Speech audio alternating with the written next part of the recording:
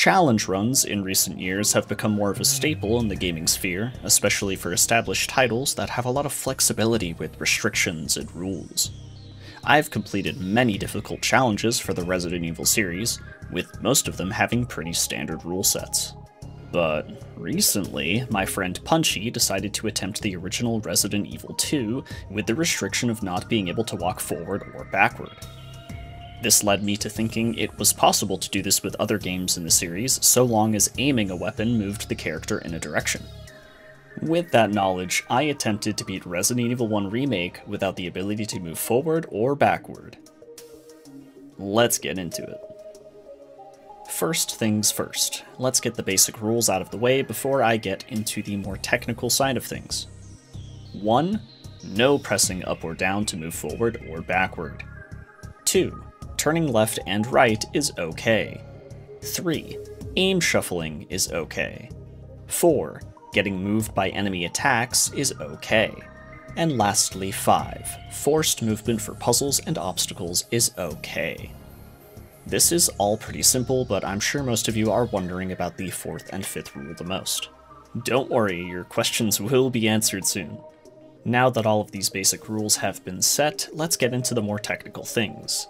I started this challenge with no real knowledge of how I was going to go about it, so the first 30 minutes of the stream was simply trying to work that out.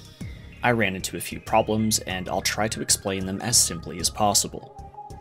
Moving Jill with only aim shuffling and left and right turning is a bit tricky without changing the control scheme entirely. I learned this the hard way, which eventually led to me going into the controller configuration in Steam and disabling my right analog stick entirely, the up and down buttons on my D-pad, and then going into the game and switching the control scheme to original. This was all helpful in not accidentally voiding the challenge, but another problem arises. How was I supposed to aim shuffle through this entire game without my hand and fingers suffering? Well, I decided to make use of my disabled right analog stick, and I bound the aim button to it instead. All of this solves the traversal part of the challenge, but what about the basic rule number 4 and 5? Well, in regards to rule 4, there is no way to avoid certain enemies interacting with Jill. She will get hit, and she will get grabbed. Wherever she ends up afterwards is fair game. Rule number 5 is a bit trickier.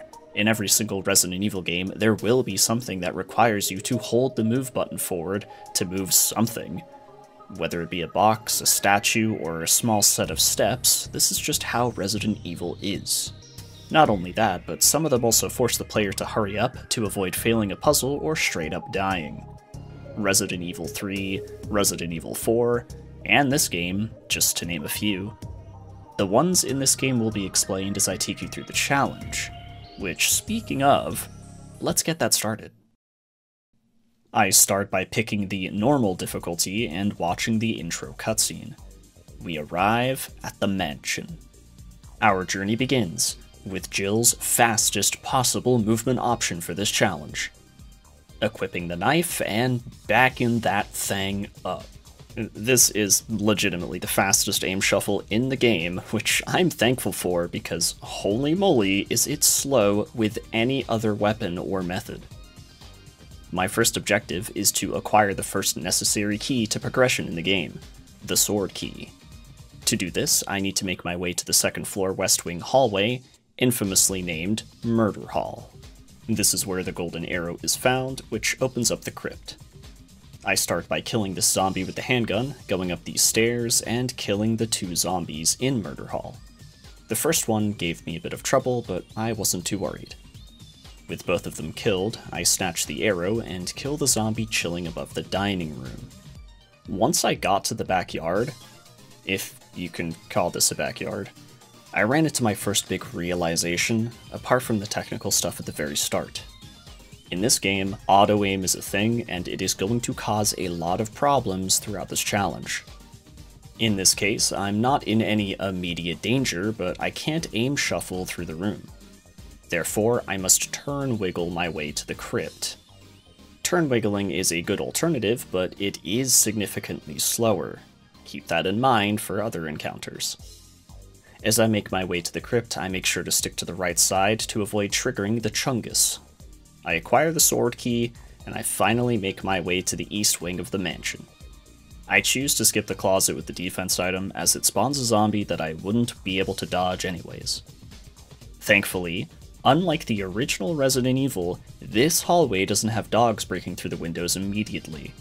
This gives me a free pass to pick up the chemical bag and get the shotgun for free with the help of Barry. After that, I take out the zombie in front of the safe room and make a very much needed save. My Gigabrain senses kicked in here, and I realized that this safe room, as well as this side of the mansion in general, was going to be traversed through a lot in this challenge. Therefore, I decide to take out all of the zombies upstairs with head decaps and burning. This is to avoid Crimson Head spawning later in the game. To those of you who don't know what a Crimson Head is, the zombies that aren't decapitated or burned in this game will eventually get back up more mutated and stronger than before. They are exclusive to this game. And Umbrella Chronicles, but let's not get technical here. We have a challenge to cover. Anyways, this whole process took a while, but trust me, it is very necessary. Once I've taken care of all of the zombies and talked to Barry in the main hallway to acquire his acid shells, I make my way back to the box for some inventory management. At this point, I need to pick up the dog whistle to kill the dog with the armor key collar. My best bet is to use my last shotgun shot and a few handgun shots to take care of him as quickly as possible. This will give me time to pick up the collar. Or so I thought, because I did not have time at all. I needed to fight the second dog. Thankfully, luck was on my side, and I got a critical hit on one of my handgun shots. This hallway afterwards has 2 zombies that I'll need to take care of, so I do that before heading downstairs to manage inventory and save the game again. Back to Murder Hall I go. Now, it is scripted that when you have acquired the dog collar and you head towards the real armor key, this Crimson right here will finally wake from his slumber, triggering the timer for the other zombies to then also become Crimsons. My mindset behind Crimson Head encounters is that if I can stock up on defense items, getting grabbed by them is the key. That's up to luck because whether they grab or slash is random. Fortunately, this one only slashed me once. With the armor key acquired, it's time to open up a lot of doors. The first door I want to open is the door leading to the balcony area where Forrest and his grenade launcher are found. I think it's obvious which one I take with me. Then we meet Richard. Now, I know what you're thinking. Maxie, are you going to save Richard? The answer is hell no. Richard is dying because I cannot shuffle fast enough to get him serum.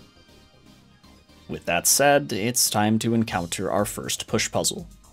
As I mentioned earlier, every game in this series has something like this and requires the player to use the forward button to push something.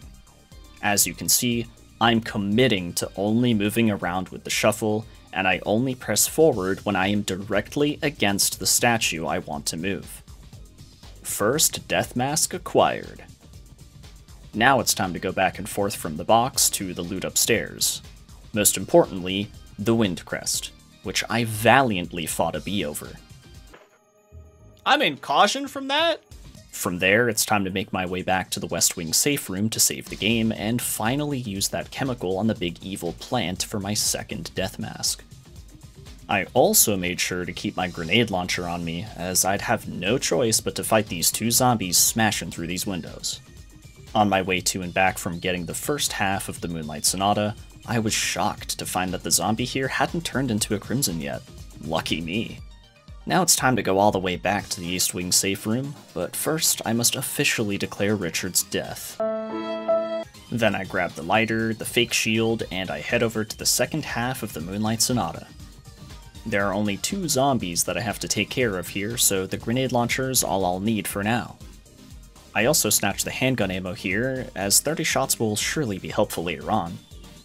Hey, remember that zombie that I was shocked to see hadn't turned into a Crimson? Well, he sure is one now. Luckily, I got a one-shot kill on him with the grenade launcher, which saved me a defensive item. A piano. Jill, can you play?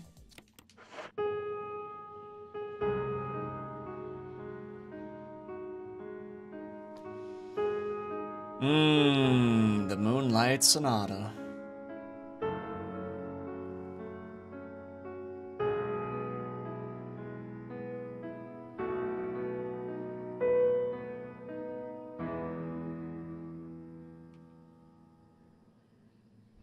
The self-destruct system has activated. The gold shield has been acquired, the clock has been moved, and we have our next key, the shield key.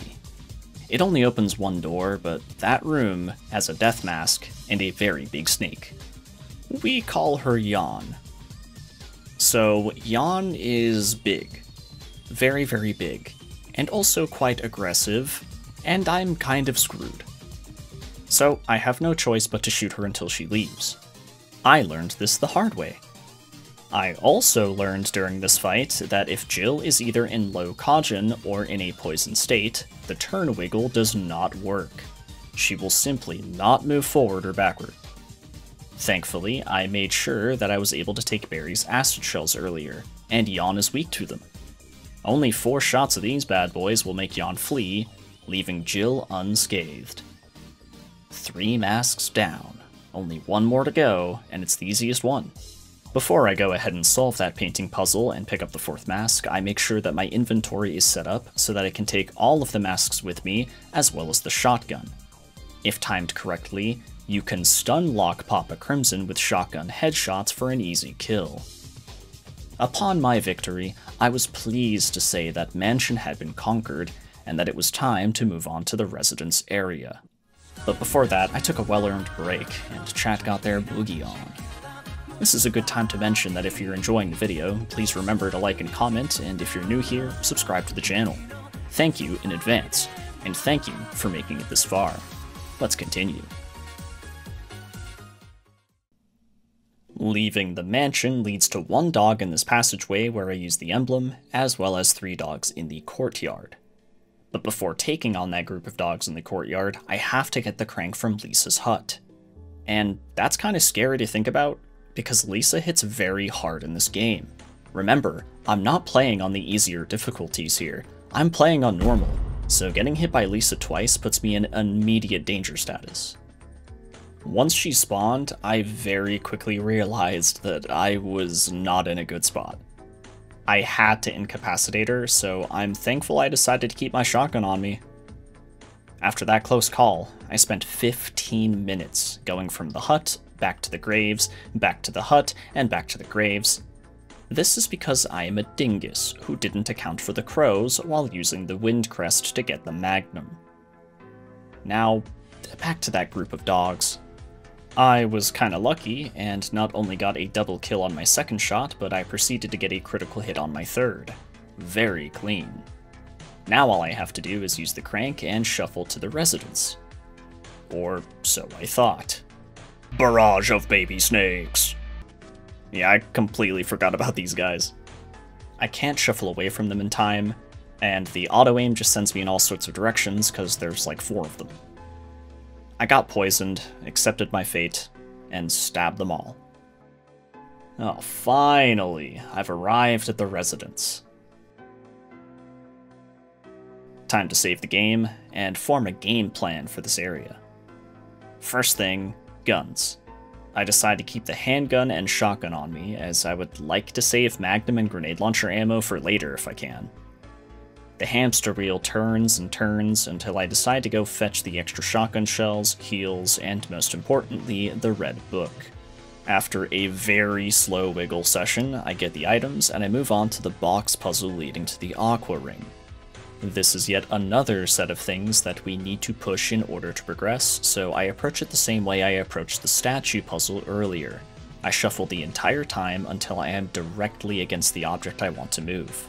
First is the bookshelf to access the ladder, and then it's the boxes themselves. This takes a little while because I opt to do the puzzle, get the green herb to heal, and then go all the way back to the first hallway. This is when I pick up the self-defense gun, which basically works like a free magnum shot. I'll be using that much later though. Then I head to the safe room to make a save and prepare for the aqua ring. I have to kill the sharks, otherwise I'm just gonna die. But the tricky thing here is Neptune herself. I wasn't exactly sure how she worked, so I tried the inner ring, died, tried the outer ring, died, tried the inner ring again, died. Jill seems to be fish food either way, but a viewer of mine, Ren the Weird, in my chat reminded me that the inner ring can be traversed counterclockwise, whereas I had only tried clockwise. I admittedly thought that this direction was blocked off, but it just so happened to be the key to surviving this area. Thus, Neptune had been conquered. And all I had to do was deliver that news to her at the bottom of the ring after shuffling around this room to drain the water. She was shocked, to say the least. Anyways, that was a good moment to pick up a few things on my way back to the safe room to reorganize my inventory and save the game. Now that I have access to the chemical room, it's time to explain one of the major perks of playing as Jill: V-Jolt. You see, Chris is quite literally incapable of simple math and mixing liquids together in jars. Jill, on the other hand, can do that to create V-Jolt, a mixture that allows you to kill Plant 42 without actually having to fight it. Although, you have to go all the way back down to the upper level of the Aqua Ring to do so, which means I spent about 7 minutes just shuffling there and back. Which is kind of funny to think about now. Killing Plant 42 wouldn't even be very hard as I do have flame rounds, but I would rather conserve that ammo, and also probably conserve heals. You also get this epic cutscene of Barry with the flamethrower, so totally worth it.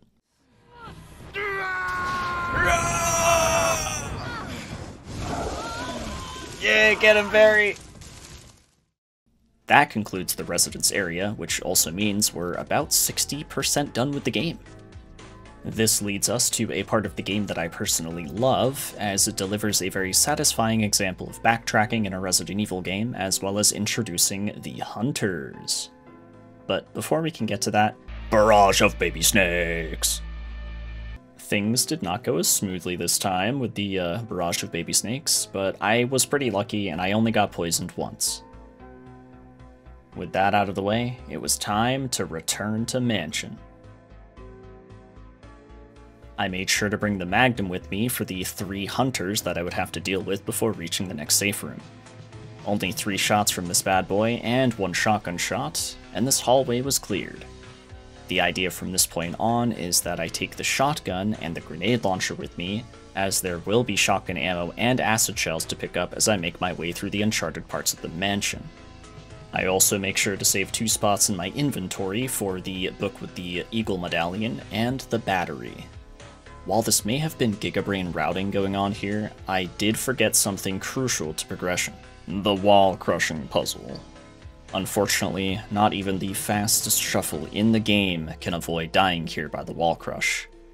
So, we have our first instance where we're forced to move forward. I do stay committed though, and make sure that I only hold forward from the button press to the end of the statue push. After that, I pick up the book, and then it's a scary spooter hallway. Which I was actually legitimately kind of afraid of, because I really did not want to get in a tussle here. Fortunately, I only have to kill 1 spooter because he's blocking the path, and all of the others just kind of ignored me. Then I have to kill 2 zombies who are blocking the switch to power the elevator. That elevator is going to bring me down into the hallway where I have to kill a zombie who's guarding the room to the battery. Now this room is the big play in the Gigabrain route here. The shotgun ammo will allow us to defend against the Crimson Heads in the murder hall, and the acid shells are going to be the key to killing Jan without dying. The Crimson Heads didn't really give me much trouble, so I made my way to Jan quite swiftly. But I must admit, Jan turned out pretty funny, so I will play that for you.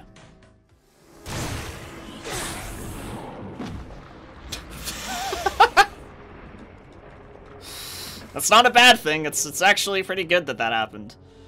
This is like, it looks like it, that looked like it might have been really bad, but that was good. That was solid. I'm alright with that.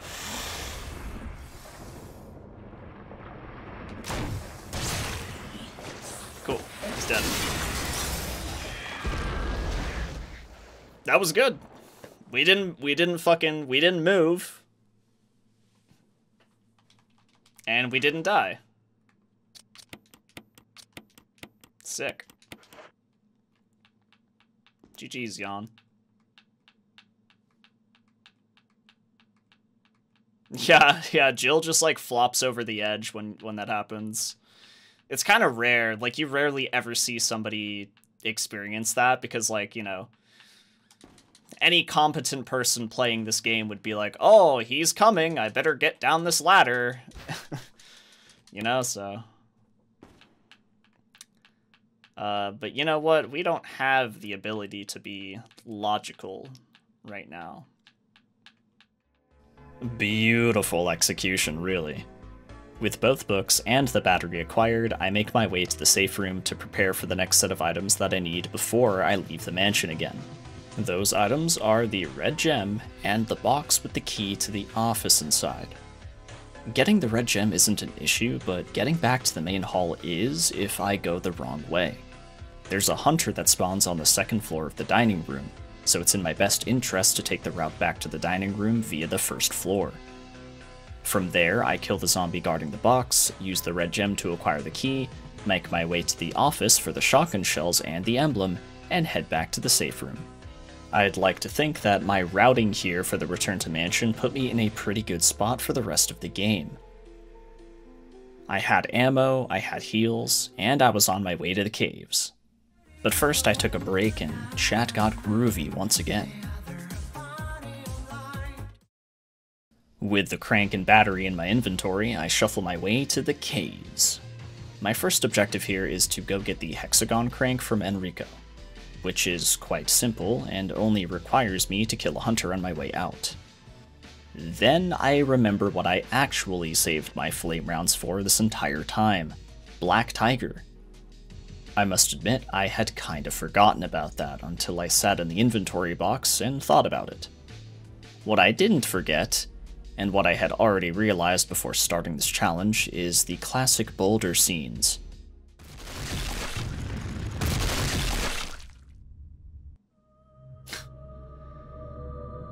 So,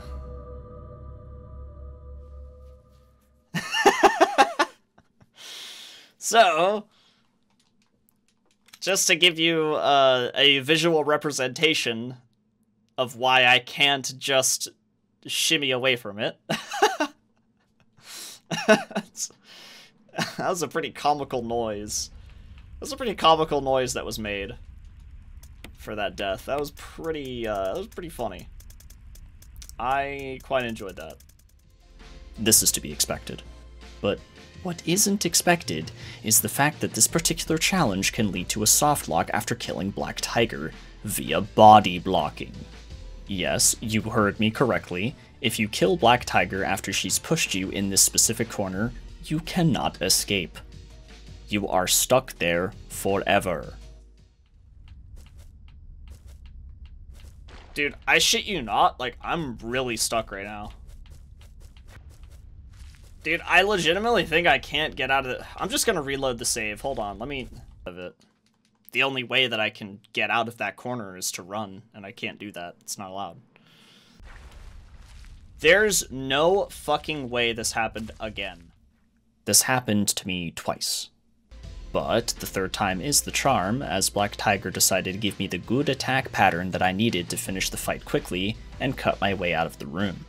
From here, we have our next boulder, as well as the next puzzle in the game where I'm forced to press forward to complete it. It's the same deal as before, I just shuffle until I'm against the object. Once I've collected the part of the cylinder needed for the elevator, I shuffle all the way back to the controls to raise it, and head down to the lower level of the caves. This is where all of that magnum ammo came in clutch. Lisa may be slow, but she is definitely faster than any form of movement that I can pull off here.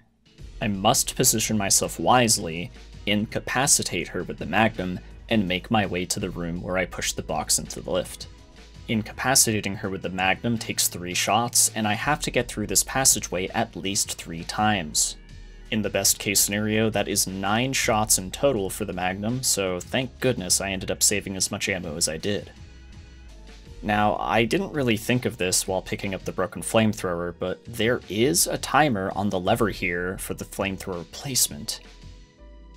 There's no way that I can shuffle there in time, so this is the third and last section of the game where pressing forward is required. Once that's over with, I enter Lisa's secret underground bedroom, where I fight some baby snakes, pick up the box with the stone ring, and shuffle my way to the ladder leading back to the hut. The box here allows me to pick up the necessary items needed to open the double emblem door in the main hallway, and then I prepare for the Lisa fight. Now, please hear me out. I love Barry. He's quite literally in my top 5 Resident Evil characters. But if I save Barry here at the Lisa fight, that helipad tyrant fight will absolutely destroy me. There's no way of me reliably doing enough damage to spawn the rocket launcher without dying, or picking up the rocket launcher for that matter. The goal here is to beat the game, not to get a specific ending. As long as you tell the truth. Unlike Barry Burton, who hasn't told the truth, because he's being blackmailed. I was worried, because I thought... Therefore he dies! I feel terrible doing this, but it's kind of necessary. Barry! And Revelations 2 never happened, nor did Gaiden. Sorry, Barry. Now, I can't believe how well this actually worked. This was my first and only attempt at killing Lisa.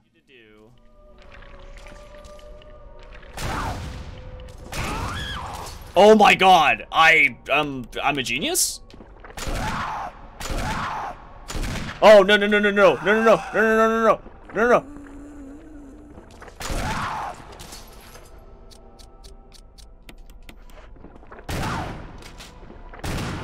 Yeah! We fucking did it. After that glorious victory, I push the stones, which is the last time I push anything in the game, and then I shuffle my way to the entrance of... the lab. The plan down here is to decapitate or burn as many of these zombies as possible. I don't want them turning into Crimson Heads. See, the section may be really short, but I'm not taking the risk. I have a lot of handgun ammo, so I try to make use of it in this first hallway. I got one lucky head pop, and then I got a regular kill, so I used the canteen on that one. Then the next zombie was also a successful head pop with the shotgun, so this hallway is now fully cleared. Heading downstairs, I kill these 2 zombies, but get my leg grabbed by the second one. What this zombie doesn't know is that that is extremely beneficial for me, because this leads to Jill smashing his head with her foot. Then I simply burn the other one. Wonderful. I shuffle my way to the computer room, I become the Hackermans to unlock the doors, and I pick up the Magnum rounds. Now, shuffling my way back upstairs leads to the lab key, which then leads to more zombies before the next safe room. For these 2, I use the Magnum specifically for guaranteed head pops, as this is one of those hallways I'll have to traverse through while holding the fuel canister. The fuel canister is the reasoning behind me making sure that all of these zombies don't come back, and also why I'm taking the time to kill all of the chimeras in this next room as well. With every enemy in this path taken care of, I make my way to the fueling room, I take out the 1 zombie guarding it, and I fill her up. Now, the canister won't explode, as I'm not technically moving, so I happily shuffled my way back to power up the lab again. My weapon choice really paid off here as well, seeing as I had just enough ammo to take care of all of the chimeras on the way to powering the elevator. Things are going so smoothly, and all that's left now is to get Barry's Magnum from the box and face the ultimate lifeform. You see, the great thing about Barry's Magnum, it does like 1 billion damage. One shot, easy clap, the ultimate lifeform has been defeated, and Jill backs that thing up one last time. The most OP weapon in the entire game. Dang, look at this camera angle. This last camera angle going down the hallway. Really sums up this whole challenge. Here we go. Switching the camera angle just as the booty comes into focus. Signal the rockets!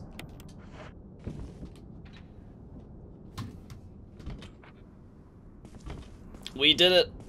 We beat Resident Evil 1 Remake without moving forward and backward. Except for the wall crushing, the boulders, and the flamethrower. GG!